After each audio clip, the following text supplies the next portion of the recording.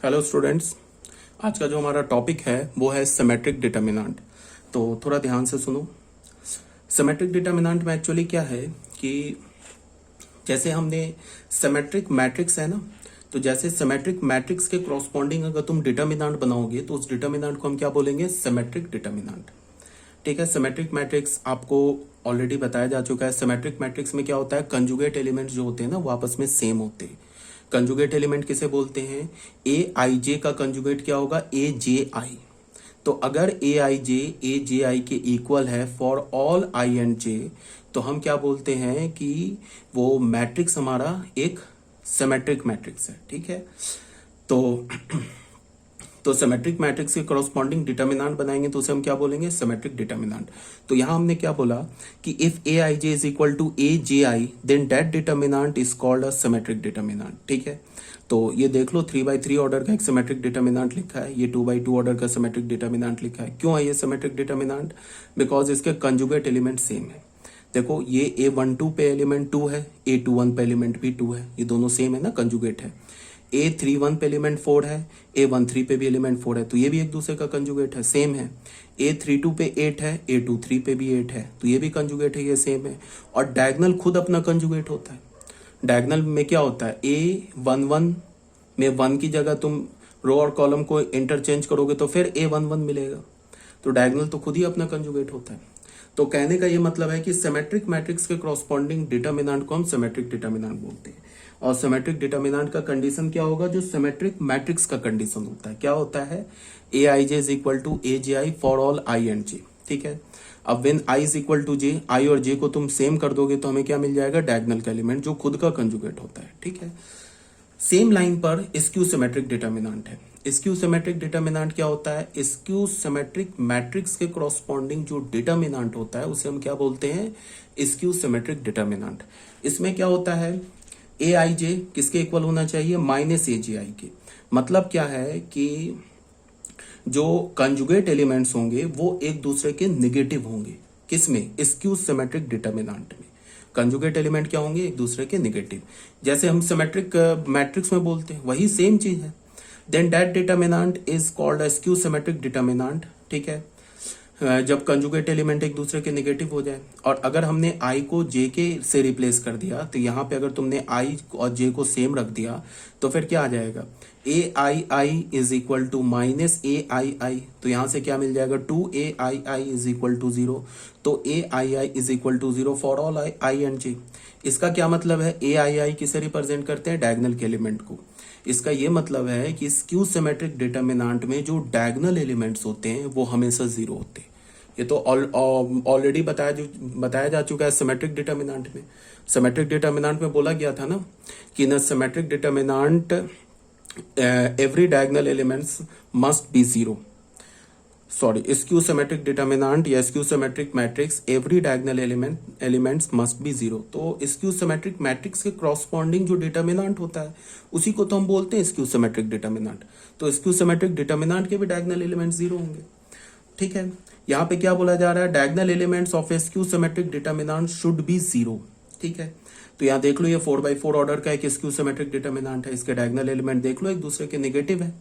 Diagonal element कह रहा हूं, कंजुगेट एलिमेंट्स एक दूसरे के नेगेटिव है और डायगोनल एलिमेंट 0 है। 2 ये कौन सा है? 2 का कंजुगेट क्या है? देख लो यहाँ -2। इस 3 का कंजुगेट क्या है? -3। -1 का कंजुगेट क्या है? 1। ये -1 किस कौन से रो और कॉलम पे है? 1 4 का एलिमेंट है, ये 4 1 का एलिमेंट है। ये 4th रो से फर्स्ट कॉलम का एलिमेंट है, ये फर्स्ट रो 4th कॉलम का एलिमेंट है। तो ये एक दूसरे का कंजुगेट है, देख लो सेम है। -8 का कंजुगेट 8 है, यहाँ भी -8 का कंजुगेट 1 है। और डायगोनल एलिमेंट्स क्या है? इसके 0 है। तो ये 4/4 ऑर्डर का एक स्क्यू सिमेट्रिक डिटर्मिनेंट है। सेम लाइन पर ये 3/3 ऑर्डर का एक स्क्यू सिमेट्रिक डिटर्मिनेंट है। इसके भी कंजुगेट एलिमेंट्स आपस में नेगेटिव हैं और डायगोनल एलिमेंट 0 है। क्लियर है ये बात? कोई प्रॉब्लम नहीं है। अब बच्चों आ जाओ नोट पे।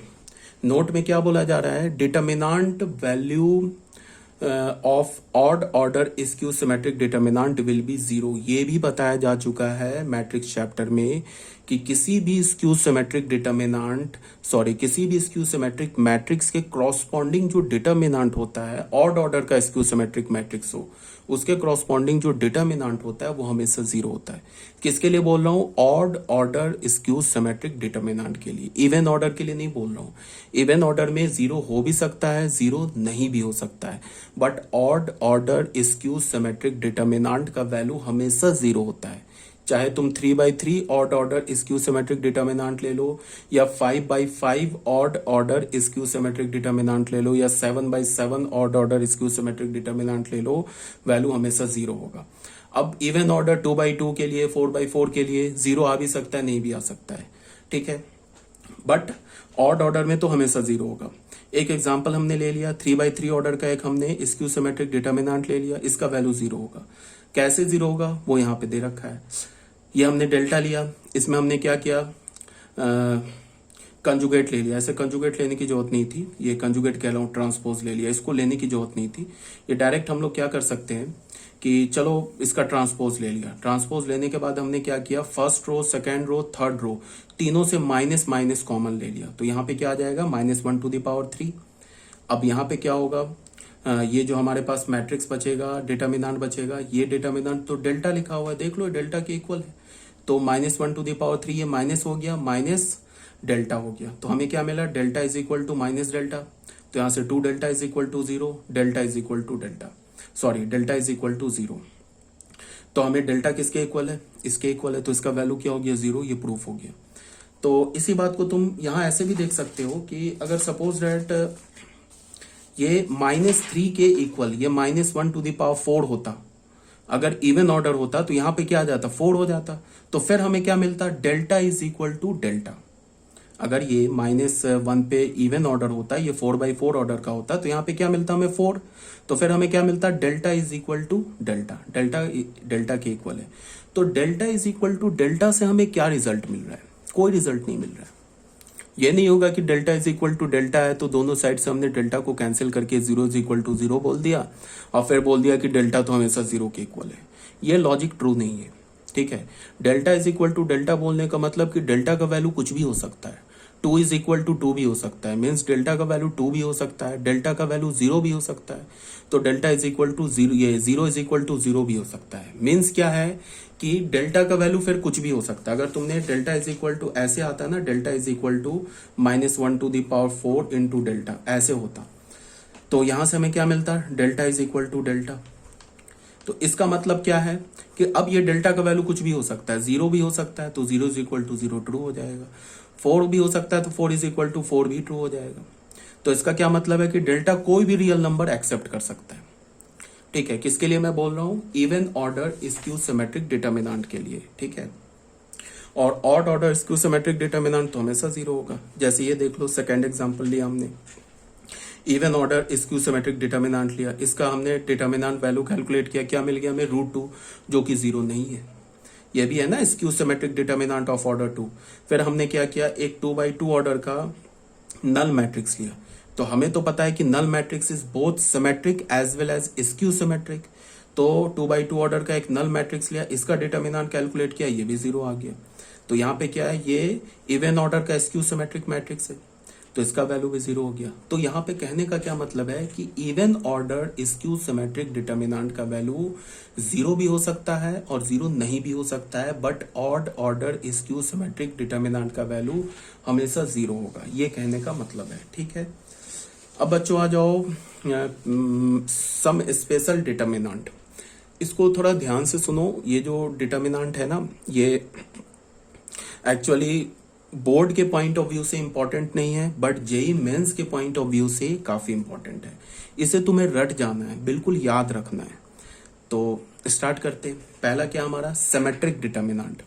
सिमेट्रिक डिटर्मिनेंट में क्या होता है कि किसी भी सिमेट्रिक मैट्रिक्स के कॉरस्पॉन्डिंग जो डिटर्मिनेंट होता है उसे हम क्या बोलते हैं, सिमेट्रिक डिटर्मिनेंट। तो सिमेट्रिक डिटर्मिनेंट ये एक स्पेशल टाइप का सिमेट्रिक डिटर्मिनेंट है जिसके वैल्यू को तुम्हें याद रखना है। यहाँ पे क्या लिखा है, ABC डायगोनल वाइज है। फिर क्या हमारे पास HGF, AHG, HBF, GFC, इसे तुम्हें याद रखना है। किसके इक्वल होगा ये? A B C plus 2FGH minus F square minus BG square minus CH square. ये एक्सप्रेशन आई होप तुम्हें याद होना चाहिए। ये एक्सप्रेशन क्या होता है? 2 डिग्री का जो इक्वेशन होता है ना, 2 degree equation in x and Y, ये मैंने स्ट्रेट लाइन में तुम्हें बताया था कि 2 degree equation in x and Y represent conic section. वो किसे रिप्रेजेंट करता है? कोनिक सेक्शन को। अब कोनिक सेक्शन में क्या आता है? पेयर ऑफ स्ट्रेट लाइन आता है, सर्कल्स आता है, हाइपरबोला, पैराबोला, एलिप्स आता है। तो ये मैंने तुम लोगों को 11th क्लास में बताया था कि ये 2 डिग्री का जो इक्वेशन होता है इस टाइप का, AX square plus 2HXY plus BY square plus 2GX plus 2FY plus C is equal to 0। ये हमारा क्या है? ये 2 डिग्री इक्वेशन है in x and y. X and y में 2 डिग्री इक्वेशन है, ठीक है। अब यही जो है ये किसे रिप्रेजेंट करता है? कोनिक सेक्शन को। कोनिक सेक्शन में क्या हो गया? Parabola, ellipse, hyperbola, pair of straight line and circles. तो ये इक्वेशन सर्कल को भी रिप्रेजेंट करेगा, पेयर ऑफ स्ट्रेट लाइन को भी रिप्रेजेंट करेगा, पैराबोला को, हाइपरबोला को, एलिप्स सबको रिप्रेजेंट करेगा under different different condition. Different different condition पे ये सबको रिप्रेजेंट करेगा। तो पेयर ऑफ स्ट्रेट लाइन का कंडीशन मैंने क्या बोला था? मैंने ये बताया था, याद करो 11th क्लास में, ABC, यहाँ पे H, यहाँ पे G और यहाँ पे F, सॉरी ये बताया था। ये होता है किसका condition? Pair of straight line का। अब इस डिटर्मिनेंट का वैल्यू मैं क्या बोल रहा हूं? यहां बोल रहा हूं ABC plus 2FGH minus AF square minus BG square minus CH square. किसका? इस डिटर्मिनेंट का वैल्यू, ये इक्वल्स टू 0। अगर ऐसा है तो फिर ये इक्वेशन किसे रिप्रेजेंट करेगा? पेयर ऑफ स्ट्रेट लाइन को। ये सब इन डिटेल 11th क्लास में जो हमने पढ़ा था pair of straight line chapter, उसमें बताया जा चुका है। कोनिक सेक्शन में भी बताया गया ये, ठीक है। तो यही है condition for general equation of 2 degree to be a pair of straight line. ये कंडीशन भी दे रखा है, तो इसे तो तुम्हें याद होना चाहिए, ठीक है। याद नहीं है तो याद कर लो। अब आ जाओ सर्कुलेंट डिटर्मिनेंट। सर्कुलेंट डिटर्मिनेंट में क्या है? पहले तो डिटर्मिनेंट देख लो, ABC, BCA, CAB, ठीक है। ये साइक्लिक ऑर्डर में लिखा है ABC, BCA, CAB। इसका वैल्यू किसके इक्वल होता है? 3ABC minus A cube minus B cube minus C cube, इसके इक्वल होता है। ये कहां से आ गया? इसको तुम फर्स्ट से भी ऑब्टेन कर सकते हो। यहाँ देखो A की जगह A लिखा है, यहाँ पे B की जगह क्या लिखा? H, यहाँ पे C की जगह G, H की जगह B की जगह C, F की जगह A, G की जगह C, F की जगह A और C की जगह B। तो तुम यहाँ क्या करो कि जैसे यहाँ पे H है ना, उसमें उसकी जगह तुम B रिप्लेस कर दो, यहाँ पे जो G है उसकी जगह C रिप्लेस कर दो। तो इसको वैल्यू यूज इक्वेट करोगे तो ये आ जाएगा किसके equal? 3ABC minus A cube minus B cube minus C cube के, ठीक है। यहाँ से तुम माइनस कॉमन ले सकते हो, तो फिर क्या मिलेगा हमें? A cube plus B cube plus C cube minus 3ABC। A cube plus B cube plus C cube को क्या लिख सकते हो? Sigma A cube. ABC को क्या लिख सकते हो? पाई A, तो माइनस 3 पाई A, ऐसे हो गया। फिर ये जो आइडेंटिटी है तुम्हें 9th क्लास में बताई जा चुकी है। इसका value A cube B cube C cube minus 3ABC का वैल्यू क्या होता है? A plus B plus C, A square B square C square minus AB minus BC minus CA। अगर इसको हमने हाफ से मल्टीप्लाई किया और 2 से यहाँ पे मल्टीप्लाई किया, यहाँ हमने हाफ से मल्टीप्लाई किया, यहाँ पे हमने पूरे इस ब्रैकेट को 2 से मल्टीप्लाई किया, तो फिर ये बन जाएगा। ये सब तुम्हें 9th क्लास में बताया जा चुका है, ठीक है। तो तुम्हें क्या करना है कि इस डिटर्मिनेंट का वैल्यू ये याद रखना है, इस डिटर्मिनेंट का वैल्यू तुम्हें ये याद रखना है, इसे रट जाना है, ये काफी इंपॉर्टेंट है, ठीक है। तो ये हो गया हमारा 46। अब आ जाओ ये 3rd, 4th and 5th, in 3 determinant के वैल्यू को भी तुम्हें याद करना है। जैसे इस डिटर्मिनेंट का वैल्यू क्या है? A minus B, B minus C, C minus A। ये डिटर्मिनेंट कैलकुलेट करो या इस डिटर्मिनेंट को कैलकुलेट करो, हमें क्या मिलेगा? A minus B, B minus C, C minus A। इस डिटर्मिनेंट को कैलकुलेट करो, क्या मिलेगा? A minus B, B minus C, C minus A और A plus B plus C, ठीक है। इसको हम ऐसे भी लिख सकते हैं, इसको हम क्या लिख सकते हैं? सिग्मा A माइनस B, ऐसे भी लिख सकते हैं शॉर्ट फॉर्म में, ठीक है। ये इसके इक्वल हो जाएगा। इसको हम क्या लिख सकते हैं? Sigma A minus B into pi A, ऐसे भी लिख सकते हैं। सॉरी पाई A नहीं, sigma A, sorry this is sigma A, ठीक है। इसको हम क्या लिख सकते हैं? सिग्मा A माइनस B, एक तो ये लिख दिया, और यहां क्या लिख सकते हैं? सिग्मा AB, ऐसे भी शॉर्ट फॉर्म में भी लिख सकते हैं, ठीक है। अब बच्चों आ जाओ फैक्टर थ्योरम में। Factor theorem as such board के लिए इंपॉर्टेंट नहीं है, ठीक है। ये तुम्हें जेई मेंस में डायरेक्ट क्वेश्चन इस पर नहीं आते हैं, बट हमें क्वेश्चन में ये यूज होता है। कभी कभी होता क्या है कि बहुत सारे डिटर्मिनेंट को हम फैक्टर थ्योरम से काफी इजीली कैलकुलेट कर लेते हैं। डिटर्मिनेंट के वैल्यू को फैक्टर थ्योरम से बहुत हम इजीली कैलकुलेट कर लेते हैं। तो फैक्टर थ्योरम को देखते हैं। इसमें सबसे पहले क्या दे रखा है कि हमारे पास कोई एफ एक्स एक पॉलिनोमियल है such that F of alpha is equal to zero. F X कोई पॉलिनोमियल है और एफ ऑफ एल्फा क्या हमारे पास जीरो। तो हमने क्या बोला कि अगर हमने एक्स की जगह अल्फा रिप्लेस कर दिया तो उस पॉलिनोमियल एक्सप्रेशन का वैल्यू जीरो आ गया। तो हम क्या बोलेंगे, x minus alpha is a factor of F x. तो एक्स माइनस अल्फा क्या होगा, एफ एक्स का फैक्टर हो जाएगा। जैसे ये देखो, ये हमारे पास एक पॉलिनोमियल एक्सप्रेशन दे रखा है, इसमें हमने एक्स की जगह वन डाला तो इस पूरे का एक्सप्रेशन का वैल्यू क्या हो जाएगा, जीरो। तो हम क्या बोलेंगे, x minus one is it's factor. X minus one क्या होगा, factor. Thus, if a determinant is a polynomial in x such that its value is 0 for x is equal to a, then x minus a is the factor of delta। कहने का क्या मतलब है कि जो determinant होता है ना, डिटर्मिनेंट का वैल्यू क्या क्या आ सकता है। डिटर्मिनेंट एक रियल नंबर के भी इक्वल हो सकता है। कब, जब उसके सारे एलिमेंट्स रियल नंबर लिखे हो। अगर उसके एलिमेंट्स जो है पॉलिनोमियल एक्सप्रेशन हो तो उस डिटर्मिनेंट को कैलकुलेट करोगे तो क्या मिलेगा, हमें एक पॉलिनोमियल एक्सप्रेशन मिलेगा, ठीक है। तो अगर मैंने क्या बोला कि अगर हमारे पास कोई डिटर्मिनेंट है जिसके एलिमेंट्स पॉलिनोमियल गिवन है, ठीक है, या पॉलिनोमियल्स लिखे हुए हैं, और हमने क्या किया कि अगर x की जगह a रिप्लेस किया और उस पूरे डिटर्मिनेंट का वैल्यू जीरो हो गया।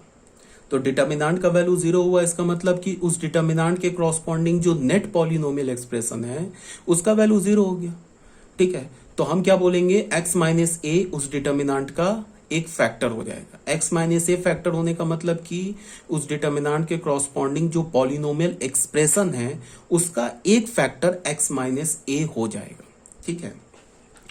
तो अब इसको यूज क्या करते हैं हम लोग, यूज करने के लिए हम लोग इसको कैलकुलेशन को सेव करने के लिए यूज करते हैं। बहुत सारे ऐसे डिटर्मिनेंट होते हैं जो इजिली कैलकुलेट हो जाते हैं फैक्टर थ्योरम से, 2-4 लाइन में ही कैलकुलेट हो जाते हैं। तो देख लो एक क्वेश्चन में क्या बोला जा रहा है।